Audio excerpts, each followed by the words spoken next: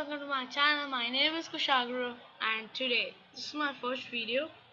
And basically, you have read that I have written in the description that on which basis I made this channel.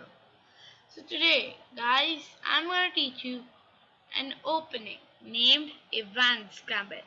So let's begin with it. Let's start with the king's pawn opening. Pawn to e4, pawn to e5, knight to f3, knight to c6, bishop to c4, bishop to c5. So here, if we go back in the position, black has two options here, this and this, bishop to c5 or knight to f6. Let's analyze both. If he plays knight to f6, then we can simply castle. Then if he plays this, then the same line has come. And see, the same thing has been, both of the pieces are developed, but we have also done our castle, and then we are ready to start the Ivan's Gambit. It's not important that you have to castle before to play Ivan's Gambit. It's okay, but if he plays knight before, then you can castle. Then if he plays bishop out, then you can continue with Ivan's Gambit. Okay, so let's continue with Ivan's Gambit. Pawn to b4 is the starting of Ivan's Gambit. He captures. We play this. Now, guys, you know that there are two options here, c5 and a5. The best move here should be a5, but we will analyze both position, as if your opponent plays first of all this, then we can simply break the center. Then the best move came this, but if your opponent captured this, then he is gone because we will play pawn to e5. That's affecting his knight, so he would move here, here, or here. He has only three options. Okay, guys. So let's try each one. So if he goes here, then first of all that's a waste of move. He will go back, then that's a waste of move. And then also we can configure with our trap. But if he goes here, then also he's gone because this capture, king capture, knight can here, queen can't capture because of the bishop support. And now queen to g4 we can play. First of all check, then he will come here. Then we can simply capture the knight and then attack from here, here, here. Like, then we can simply win because our queen and knight are attacking on the f7, weak f7. He can't play this because we can push this pawn forward then. And then we can start, we have three attacker on this then. We can push our queen here and then attack here. So ultimately it's gonna help us. So then we are winning the position, as you can see. Now let's go back in the position. Yeah, if he goes here, suppose, yeah, then we can play rook to e1. Mainly players mostly do this capture. Then we will capture, he capture, we play this. We'll try trapping our opponent again. We can play this, then we can play this. If he captures, guys, then he is gone because we try to trap him in a trap, and when he is trapped, then we can win the game easily. Because, guys, I have a trap like this check, he will block from this. Then we will, first of all, we will push our queen here. If the rook came, then we will, he has his queen in danger, so he will of course play this. Then we can save like this. Can't go. King has to go here, and then that's a mate.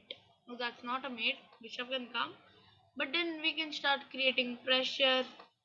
This, and then earlier it would be a mate, and then we can capture his queen, and then we can easily win. You must think that he's a knight up, but see, let's see. If he plays something casually, like he plays like he's saying let's activate, he played something like this, so then we can simply capture that, he captured, then we can this, If he goes here, then this, then we can push our queen back. He can't. You were saying that he can also promote this pawn, but queen is attacking, so he has to. He has to push this pawn. Then we can simply stop it, promote it.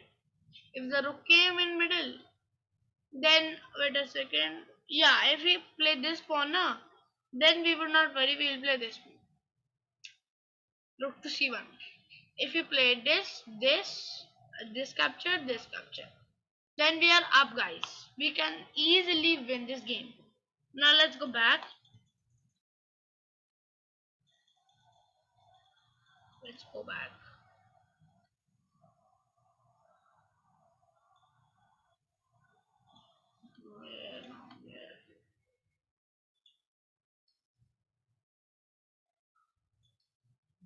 Yeah, let's try this. Like he has gone here. We can do this and this. This is the best move actually out there. So then we have castle. His knight is open. Now we'll continue with Vanska, right? So the best move came this. I've told you we have two options, this and this. So he has played this. Okay. So then we can attack. We can simply pin the knight, then attack here. Or guys, we can also think of playing pawn to e5 because that's a very good move. Because I think we should capture with their knight here. Because if we capture the pawn, then you are gonna have trouble because you can play simply queen to b3. You will castle. He played this, and now pressure is being created on this. And if you try to save this, then this comes. Then your rook is, if you save your queen, then your rook is gone. Then simply you can be mated very easily, guys. That's what I'm saying. That please don't play this. So that's why I have a solution also of that variation. That's why you should capture with knight. He capture with knight. You capture.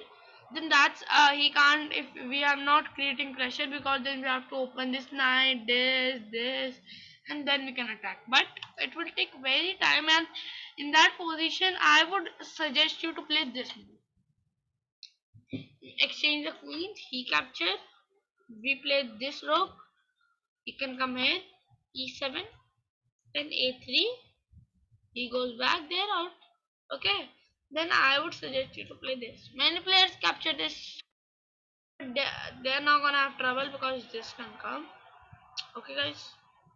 But if we capture this and this could come now. But this, and then we'll update our rook and attack here. Our both bishops are guarding on that here. Let's check. He capture, I capture, he capture, I capture. Now, if he plays like something like he goes back, then we can play this move. Then he has to open his bishop up because this is coming for savior. And then no, wait a second, that's wrong move. He can play this move. Yeah, he can play this move. It's guarding here to attack here. So ultimately it's a good defense, but then we have an option. Wait a second. Yeah. We have an option to play this and attack on this. Okay. He has to save his bishop. He can go for exchange. Literally, we can go for exchange. Then we can capture. Then we can capture the bishop. Our logic is this. And then he saw that. But now he can just castle. No, he can't castle. His castle is broken. So he will try to exchange our pieces. Yeah. And guys, we would not do that. Because guys, he's trying to exchange the pieces because he is just saying okay, you can exchange the pieces, then I'll win. But as a position, I think we can, because see here, if you come here, then you can capture, he capture, and then we have this check. His pieces are, his rook is sitting here just because discarded, but this was king settled there. and king can attack not here because the bishop is standing. So ultimately his pieces will not be developed if we capture his rook too. See, let's if we suppose he plays this, then we can.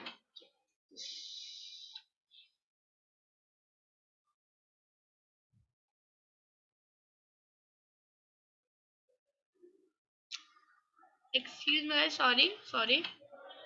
Wait a second. Yeah, this is the winning. If you come here, then just mate to mate. Okay. So ultimately, if your opponent does know man's gambit, then also he's gonna lose. And if he also do not know, then of course he is gonna lose because the players do not know this opening. They said that this is very natural move. We can play very easily on it, but no, that's not very natural. It's starting as rook, but the b5 one, b4 one gives you or tells you that if your opponent plays b4, then you can understand that he is playing the advanced game. And guys, if he captured from knight, then we will try to move his knight back, and then we can try to castle. He update his knight and the same position as king. But ultimately, if we capture from knight, most of the players do this same thing if they do not know the advanced gambit. Okay. So ultimately we are winning guys. You have seen that, and then the advanced gambit will continue. So guys, this much was only for today. So bye guys. Have a safe day.